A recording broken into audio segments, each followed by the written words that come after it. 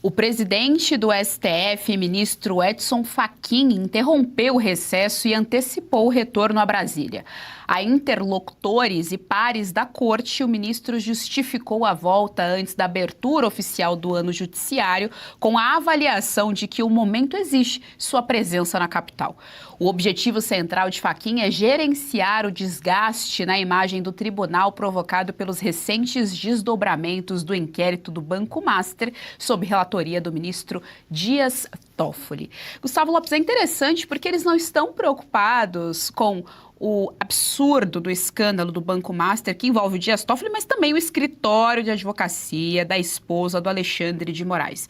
Eles não estão preocupados com isso, eles não estão preocupados com as inúmeras atrocidades feitas pelo Alexandre de Moraes no que diz respeito ao abuso de poder, abuso de autoridade. A preocupação é com a imagem. Vamos lá, vamos gerenciar aqui essa crise, a imagem, como é que a população vai enxergar esse STF. Portanto, a preocupação não é com o fato, com a verdade, mas sim com a narrativa que será contada. Perfeito, Gê, exatamente isso, né? Ele vem para atuar como relações públicas, né? E não como alguém que deveria equilibrar minimamente a corte. Claro que não dá para a gente esperar muita coisa do Fachin, né? A gente sabe de onde ele surgiu, né? Da onde ele veio e por que ele está ali. Mas se eles querem manter minimamente, né, um nível mínimo de credibilidade da corte, é preciso que, no mínimo, por exemplo, o Toffoli saia, né, da presidência do inquérito do Banco Master. Isso é o mínimo que pode ser feito.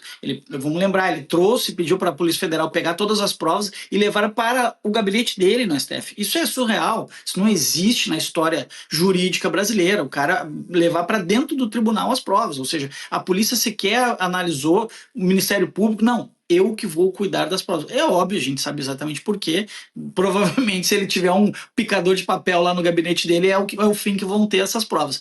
Só que essa questão do Banco Master chegou num nível tal que não tem mais como esconder. Está envolvendo uma disputa entre o sistema mesmo. A gente está vendo o TCU, Banco Central, a gente está vendo agora o Renan Calheiros indo para cima do Lira. Claro que tem questões políticas envolvidas. Aliás, a maioria das questões envolvidas são políticas, além de financeiras, menos o que elas menos são jurídicas. Mas a gente está vendo como o judiciário brasileiro está completamente politizado, e esse banco aí que aparece na tela agora, pelo visto, tinha muita gente na sua folha de pagamento, então isso está causando ali um terremoto em Brasília. Ainda que a gente não está no período, né, do Congresso, a gente está em recesso, então essa época tudo para em Brasília, mas eles estão tentando já antecipar, porque eles sabem que assim que o Congresso voltar na próxima semana, essa crise vai voltar com muita força. A própria imprensa, né, tem divulgado muito o que está acontecendo e vai ser muito difícil de estourar essa bomba. Eu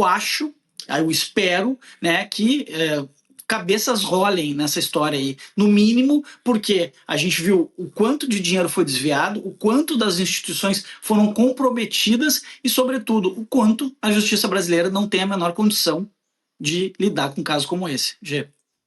Serrão, é interessante porque isso me fez lembrar daquele Democracy Lovers, né? E também daquela campanha do STF com influenciadores, né? Para assumir ali as redes sociais, que também já era uma tentativa de blindar o STF contra esses fatos, contra essas verdades que estão acontecendo e ser uma forma, portanto, de apagar, né, esses dados e criar somente uma narrativa. Ou seja, não é de hoje o empenho do STF em agir realmente como um ator completamente político ali, demonstrando claramente seus interesses. Esse caso do Banco Master, ele é o caso extremo, que mostra que os escândalos financeiros no Brasil, eles têm uma relação intrincada entre governo, alguém no governo na roubalheira, alguém no sistema financeiro, alguém no narconegócio e o poder judiciário não punindo efetivamente os corruptos. Ou pior, quando parece que tem gente até no poder judiciário assessorando os grandes corruptos. Isso é o fim de qualquer regime. A tirania tupiniquim, ela agoniza do ponto de vista moral de maneira master com esse escândalo que está aí. E pode vir coisa pior. Tem gente do mercado financeiro que garante que não é só o Banco Master que fazia esse tipo de jogada. E agora o próprio sistema financeiro brasileiro está sendo penalizado com esse escândalo, porque o Fundo Garantidor de Créditos não é um dinheiro público, necessariamente. Não, é um dinheiro que os bancos obrigatoriamente depositam no Banco Central para acontecer um problema, eles têm um dinheiro para utilizar. Mas se esse problema acontecer de maneira sistêmica, e se mais bancos estourarem de repente num esquema de falcatrua idêntico, o sistema vai ter como se proteger?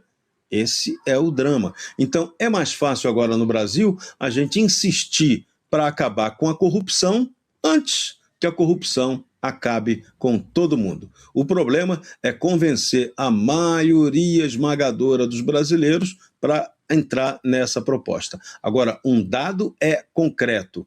A oligarquia rentista medieval tupiniquim jamais será a mesma depois desse mega escândalo e de suas repercussões. Outros escândalos conseguiram sobreviver e manter a impunidade. Esse vai ter muita dificuldade, já que ele está ligado ao Master, INSS e outras falcatruas ainda sequer reveladas.